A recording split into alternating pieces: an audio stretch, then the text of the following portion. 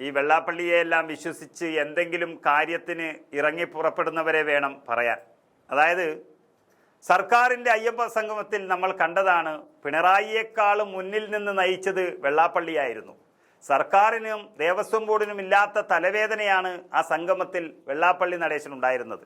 എന്നാൽ ഇപ്പോഴിതാ ദേവസ്വം ബോർഡ് പമ്പയിൽ സംഘടിപ്പിച്ച ആഗോള അയ്യപ്പ സംഗമത്തിന് ബദലായി സംഘപരിവാർ സംഘടനകൾ ചേർന്ന് പന്തളത്ത് സംഘടിപ്പിച്ച ശബരിമല സംരക്ഷണ സംഗമത്തെയാണ് വെള്ളാപ്പള്ളി വാനോളം പുകഴ്ത്തുന്നത്.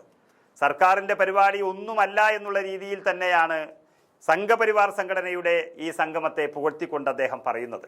ആഗോള അയ്യപ്പ സംഗമത്തിൽ പങ്കെടുത്ത് മുഖ്യമന്ത്രിയെയും LDFനെയും പുകഴ്ത്തി മുഖ്യമന്ത്രിയുടെ കാറിൽ തന്നെ വന്ന് അതിനൊക്കെ പിന്നാലെയാണ് ഇപ്പോൾ സംഘപരിവാറിനെയും ഹിന്ദു ഐക്യവേദിയെയും പ്രശംസിച്ചുകൊണ്ട് വെള്ളാപ്പള്ളി രംഗത്ത് വരുന്നത്. സർക്കാർ മിഷനറിയോ പിന്തുണയോ ഇല്ലാതെ പന്തളത്ത് കുറഞ്ഞ ദിവസം കൊണ്ട് കുറഞ്ഞ സമയം കൊണ്ട് ഹിന്ദു ഐക്യവേദിക്ക് ഇത്രയും നല്ല രീതിയിൽ ശബരിമല സംരക്ഷണ സംഗമം സംഘടിപ്പിക്കാൻ സാധിച്ചിരിക്കുന്നു എന്നാണ് വെള്ളാപ്പള്ളി പറഞ്ഞത്. പന്തളത്ത് നടന്ന ശബരിമല സംരക്ഷണം സംഗമം വളരെ നന്നായി കൊള്ളാം എന്നാണ് അദ്ദേഹം പറയുന്നത്. കാരണം ഒന്നും മോശമായിരുന്നില്ല.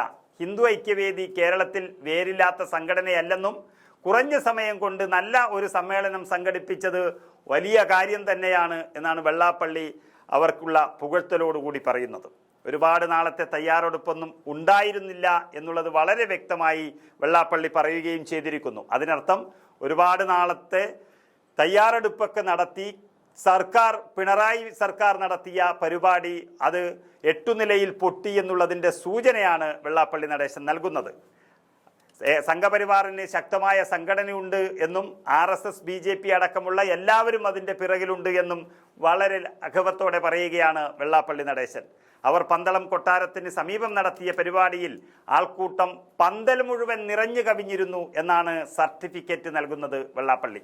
ആ പന്തലും ഈ പന്തലും തമ്മിൽ ആടും ആനയും തമ്മിലുള്ള വ്യത്യാസമുണ്ട് എന്നും പറയുമ്പോൾ അദ്ദേഹം ശരിക്കും പിണറായി വിജയൻ്റെ സമ്മേളനത്തെ തള്ളിപ്പറഞ്ഞിരിക്കുന്നു എന്നുള്ളതാണ് സത്യം. സമ്മേളനം ഗംഭീരമായിരുന്നു.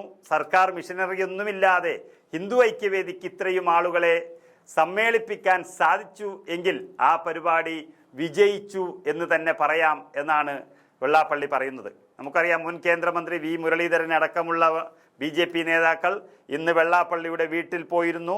അതോടെ കഥകളൊക്കെ മാറി, അല്ലെങ്കിൽ BJPയിലേക്ക് ചായുന്നു എന്നുള്ളതിൻ്റെ സൂചനകൾ 1-2 ദിവസമായി കിട്ടിക്കാണും. കഴിഞ്ഞ ദിവസം ദേവസ്വം ബോർഡ് പമ്പയിൽ സംഘടിപ്പിച്ച ആഗോള അയ്യപ്പ സംഗമത്തിൽ പങ്കെടുക്കാൻ മുഖ്യമന്ത്രിക്കൊപ്പം അദ്ദേഹത്തിൻ്റെ കാറിലാണ് വെള്ളാപ്പള്ളി എത്തിയത് എന്ന് വലിയ വാർത്തയായിരുന്നു.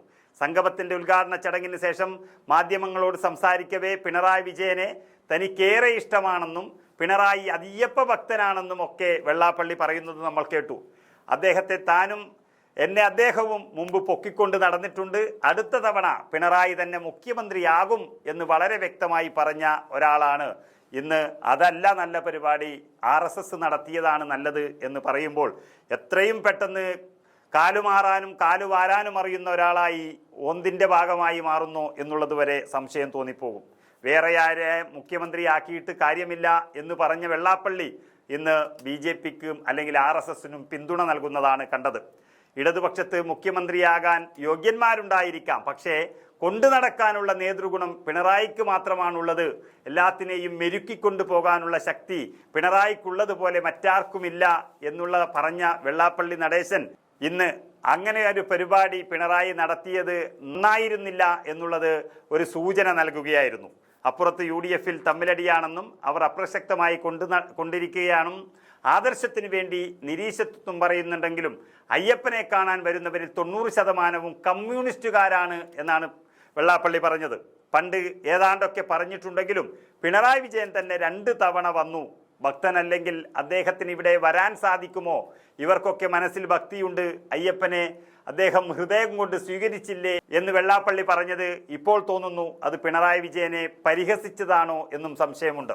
ഏതായാലും ഇത്ര പെട്ടെന്ന് പിണറായി വിജയനെ കൈവിട്ട് BJPയെ പിടിച്ച വെള്ളാപ്പള്ളിയുടെ നീക്കത്തിൽ അമ്പരന്ന് നിൽക്കുകയാണ് മുഖ്യമന്ത്രി പിണറായി.